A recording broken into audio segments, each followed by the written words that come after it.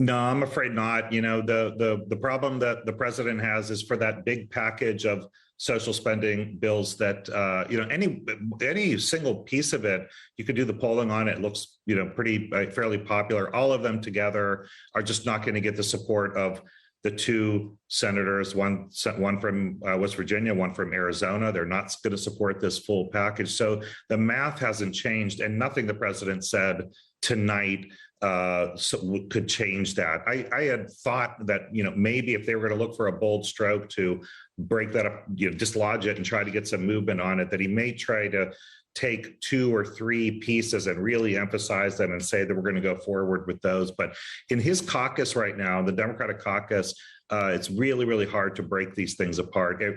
People believe that there's one boat right now and one ark, and all the animals need to get on it, and so no one's willing to give up their piece of it, and so the votes aren't there for it. Tony, what I didn't see was a lot of talk about how the administration is going to retune its strategy on trade towards China. There was clearly some reference as to how you try to rejuvenate manufacturing in the United States, but nothing particularly spiky directed towards Beijing. Is that a sign of sensitivity around China's position on Ukraine, Russia right now, or do you put that down to something else? Yeah, that's a terrific observation. I had exactly the same thought. I was really expecting to see strong China language. Everyone who's looking forward to the 2024 races and even, the 2022 races knows that China is going to be a big part of this message, but it is a sensitive time for them right now, and they want to keep China in a place where they'll be largely neutral and not provide too much, if any, support for Russia in this moment. It is a very important moment. I expected to hear a lot more from China in the speech, and I think it was a pretty glaring omission, and I don't have a better explanation for it than what you just described. I think that's the best reason for it. Just before we let you go, you mentioned the election cycle. Obviously, the midterms are going to be critical. The polling in favor of the president, we just put it up on screen, and it just indicates that favorability towards him declined through much of 2021. How challenging is the Democrat race going to be for the midterms here? And do you think the president has a chance of lifting or turning around this falling rating?